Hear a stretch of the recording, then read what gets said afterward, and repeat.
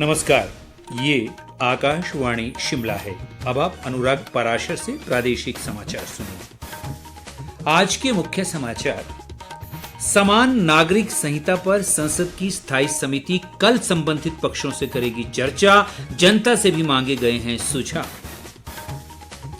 विधानसभा अध्यक्ष कुलदीप सिंह पठानिया ने किसानों से मोटे अनाज के उत्पादन में रुचि दिखाने का किया आह्वान।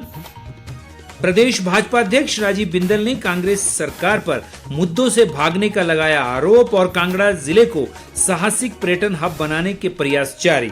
मुख्य सचिव ने कहा, बीड़ बिलिंग में होगा पैराग्लाइडिंग साइट का विकास। अब समाचार विस्तार से। संसद की कार्मिक लोक शिकायत विधि और न्याय संबंधी स्थायी समिति समान नागरिक संहिता के मुद्दे पर कल बैठक करेगी। समिति के अध्यक्ष और भाजपा के राज्यसभा सांसद सुशील मोदी ने बताया कि समिति इस मुद्दे पर संबंधित पक्षों के विचार जानेगी। उन्होंने कहा कि समिति की बैठक गैर राजनीतिक है क्योंकि इसमें सभी राजनीतिक दलों के सदस्य शामिल हैं। समान नागरिक संहिता में नागरिकों के लिए एक समान कानून बनाने और उन्हें लागू करने का प्रस्ताव है। ये संहिता धर्म और लिंग के आधार पर भेदभाव किए बिना सभी नागरिकों पर समान रूप से लागू होगी।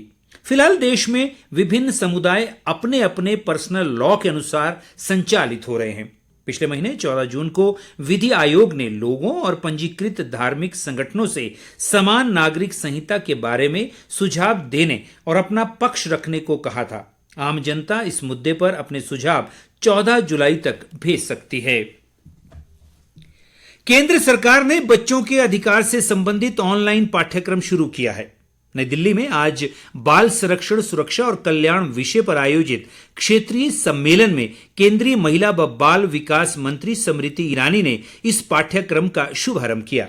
इस सम्मेलन में 9 राज्यों के प्रतिनिधि मौजूद रहे। केंद्रीय मंत्री ने कहा कि सरकार ने पिछले 9 वर्षों में गुम हुए 3 लाख बच्चों को उनके परिवारों से मिलवाने में मदद की है। उन्होंने कहा कि देश में गोद लेने से जुड़े कानून को सरल बनाया गया है ताकि अदालत में पेश हुए बिना ही इच्छुक अभिभावक बच्चे को गोद ले सकें। विधानसभा अध्यक्ष कुलदीप सिंह पठानिया ने किसानों से मोटे अनाज के उत्पादन के प्रति अपनी रुचि दिखाने का आह्वान किया है। चंबा जिले में भटियात क्षेत्र के कामला में आज किसान जागरूकता शिविर में उन्होंने कहा कि वर्तमान में किसानों व बागवानों को आधुनिक तकनीक से खेती करने की आवश्यकता है। उन्होंने संबंधित विभाग को भविष्य में भी विशेष जागरूकता शिविर लगाने के निर्देश दिए। पठानिया ने बताया कि भटियात विधानसभा क्षेत्र में भूमि कटाव की रोकथाम से जुड़े कार्यों के लिए 100 करोड़ रुपए की धनराशि स्वीकृत की गई है। विधानसभा अध्यक्ष ने उद्यान विभाग की प्रदर्शनी का भी अवलोकन किया। प्रधानमंत्री ग्राम सड़क योजना के तहत शिमला जिले के जुब्बल कोटखाई विधानसभा क्षेत्र के लिए 300 करोड़ रुपए स्वीकृत किए गए हैं। ये जानकारी शिक्षा मंत्री रोहित ठाकुर ने आज जुब्बल उपमंडल के नंदपुर में एक कार्यक्रम के दौरान दी। उन्होंने बताया कि नंदपुर क्षेत्र में सड़कों को सुदृढ़ करने के लिए 1 करोड़ रुपए की राशि प्रदान की गई है।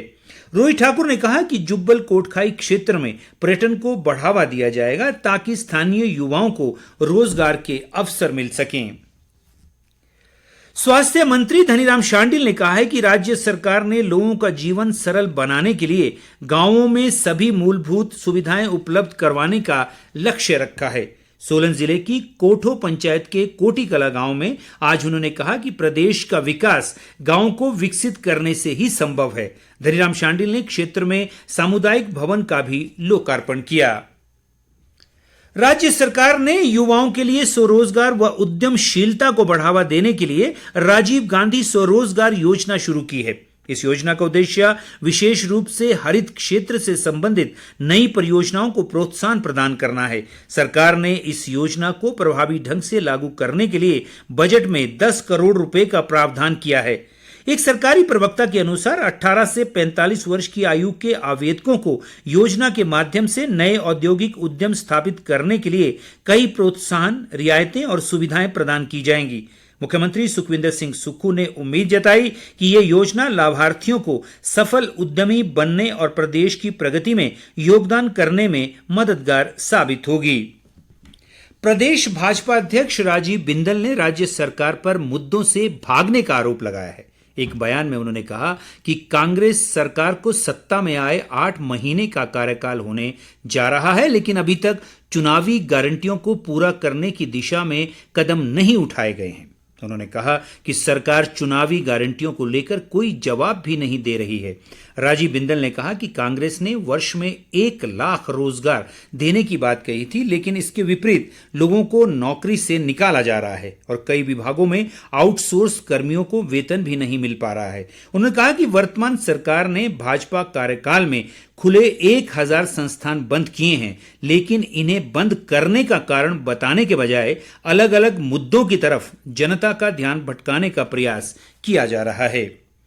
भाजपा ने नगर निगम शिमला द्वारा 4% प्रॉपर्टी टैक्स बढ़ाने के फैसले को भी शहर की जनता के साथ अन्याय करार दिया है। पार्टी नेता संजय सूद ने कहा है कि इस फैसले से कांग्रेस शासित नगर निगम ने जनता पर आर्थिक बोझ डाल दिया है। पार्टी ने नगर निगम महापौर को प्रॉपर्टी टैक्स में की गई वृद्धि के फैसले को जनहित में लागू न करने की सलाह दी है। वहीं दूसरी ओर भाजपा ने किलो के हिसाब से सेब बिक्री के निर्णय को बागवानों के खिलाफ बताया है।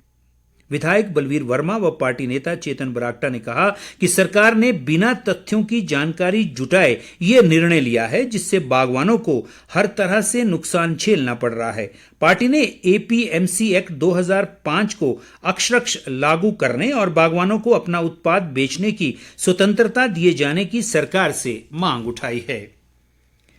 मुख्य सचिव प्रबोध सक्सेना ने कहा है कि राज्य सरकार कांगड़ा जिले को साहसिक पर्यटन का हब बनाने की दिशा में काम कर रही है। उन्होंने आज जिले के बीड़ क्षेत्र का दौरा कर साहसिक खेलों और पर्यटन गतिविधियों की जानकारी ली। उन्होंने कहा कि बीड़ बिलिंग पैराग्लाइडिंग साइट के विकास सहित क्षेत्र में सुविधाएं बढ़ाने के लिए कार्य किया जाएगा। मुख्य सचिव ने बताया कि बीड़ बिलिंग में नेशनल इंस्टीट्यूट ऑफ पैराग्लाइडिंग की स्थापना से पैराग्लाइडर पायलटों को प्रशिक्षण की बेहतर सुविधा मिलेगी और क्षेत्र में पर्यटन को नए आयाम मिलेंगे। उन्होंने अधिकारियों को आवश्यक दिशा निर्देश भी दिए।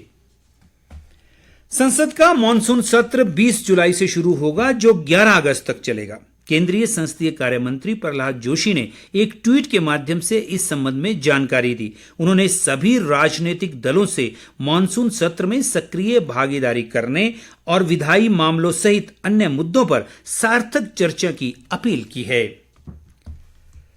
इंदिरा गांधी राष्ट्रीय मुक्त विश्वविद्यालय ने जुलाई 2023 सत्र के लिए विभिन्न स्नातक, स्नातकोत्तर और डिप्लोमा कोर्सों के लिए प्रवेश की अंतिम तिथि 15 जुलाई तक बढ़ा दी है। शिमला स्थित इग्नू के वरिष्ठ क्षेत्रीय निदेशक डॉक्टर जोगिंद्र कुमार यादव ने बताया कि आरक्षित वर्गों के विद्यार्थियों के लिए विश्वविद्यालय की ओर से बीए, बीकॉम और बीएससी कार्यक्रमों में मुफ्त शिक्षा का प्रावधान है। इच्छुक विद्यार्थी इग्नू की वेबसाइट पर ऑनलाइन आवेदन भी कर सकते हैं। प्रदेश में मानसून के कमजोर पड़ने से वर्षा के दौर में कमी आई है। पिछले 24 घंटों के दौरान कुछ स्थानों पर हल्की से मध्यम वर्षा हुई है। राजधानी शिमला सहित प्रदेश के अधिकांश क्षेत्रों में आज दिन भर वर्षा का दौर थमा रहा और अधिकतर स्थानों पर धूप खिलने से लोगों को उमस भरी गर्मी का सामना करना पड़ रहा है। मौसम विभाग ने अगले 24 घंटों के दौरान कुछ स्थानों पर हल्की वर्षा की संभावना जताई है। और अंत में मुख्य समाचार एक बार फिर। समान नागरिक संहिता पर संसद की स्थायी समिति कल संबंधित पक्षों से करेगी चर्चा। जनता से भी मांगे गए हैं सुझाव। विधानसभा अध्यक्ष कुलदीप सिंह पठानिया ने किसानों से मोटे अनाज के उत्पादन में रुचि दिखाने का किया आह्वान। प्रदेश भाजपा अध्यक्ष राजीव बिंदल ने कांग्रेस सरकार पर मुद्दों से भागने का लगाया आरोप और कांगड़ा जिले को साहसिक पर्यटन हब बनाने के प्रयास जारी। मुख्य सचिव ने कहा बीड़ बिलिंग में होगा पैराग्लाइडिंग साइट का विकास। इसी के साथ यह समाचार बुलेटिन समाप्त हुआ। नमस्कार।